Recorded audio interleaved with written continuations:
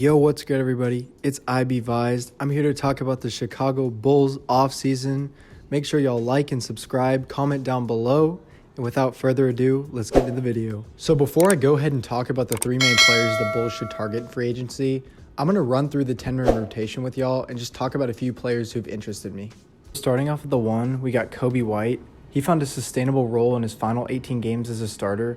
Not only did his catch and shoot three-point percentage tick up on 38.7% on 5.9 attempts per game in that stretch, his decision-making, both scoring for himself and creating for others, improved as the defensive addition Nikola Vucevic opened up clean long-range looks and driving lanes off closeouts. White averaged 5.9 assists against 2.3 turnovers in his final 18 games, ending the season with an average 13.1% turnover rate in non-garbage time minutes. At the 2, we got Zach LaVine. At the 3, we got Patrick Williams. He shot an encouraging, albeit low-volume 39.1% from three-point range and 75% on shot attempts produced by cuts.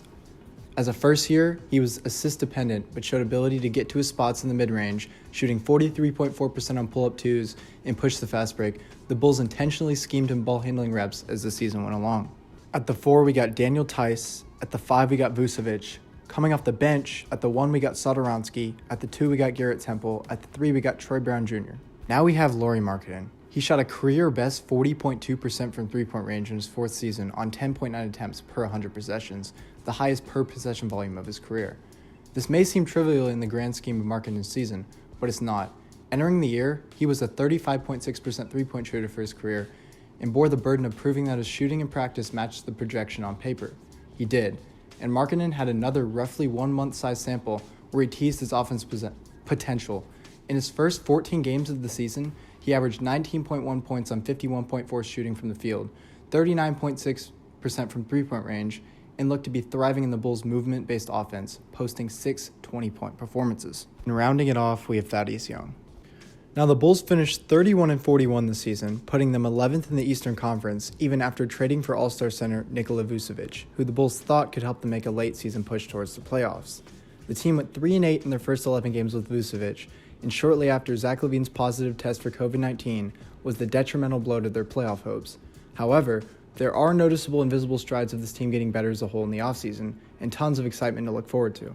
With that being said, let's hop into the three main free agents the Bulls should target this offseason. Starting it off, we have Lonzo Ball. With how much Lonzo improved his game in the last 2 seasons in New Orleans, especially in the offensive end of the floor, he looks like a very potent fit with the Bulls' newfound core. Lonzo has become a better shooter from deep, a solid one-on-one perimeter defender, and a true playmaker as a primary ball handler. The problem that the Bulls could encounter in pursuit of Lonzo, either by topping his offer sheet in restricted free agency or pulling off a sign-and-trade deal with the Pelicans, is how high the bidding war could go. There are discussions going on that the annual salary for Lonzo's next contract could eclipse $20 million if the bidding war goes really crazy. That price tag might not be worth it for the Bulls this summer, given how cap-strapped they could already be. Next up, we have Spencer Dinwiddie. With all of the superstar talent the Nets have on their roster, Dinwiddie might find himself with a much smaller role heading into next season. He is an impending player option that he could exercise to return for another year in Brooklyn, but that's not too likely to transpire if he wants an elevated role heading into next season. There's also the possibility that the Bulls could pull off a trade with the Nets to go get Dinwiddie for the final year of his current contract. That possibility seems like a route worth exploring for all parties. As far as the fit with Donovan and the Bulls is concerned, Dinwiddie could give a true primary facilitator of the offense in the starting unit, as long as he's able to recover well from the unfortunate season-ending knee injury he suffered just prior to the turn of the calendar year. Last but not least, we have Josh Richardson. Upgrading the backcourt rotation alongside the likes of Zach LaVine and the second-year point guard Coby White is a key looming task for the Bulls' front office this offseason. While most teams that Richardson has played for so far in his career had him in the starting unit, he could still serve a lot of value in a second-unit reserve role heading into next season. The Bulls would have to see how much it would cost them in free agency to get Richardson as essentially a third guard in this rotation. But it would be hard to beat for the Bulls to have a backcourt rotation that featured a top 4 with someone like Dinwiddie or Lonzo, Zach LaVine, White, and Richardson.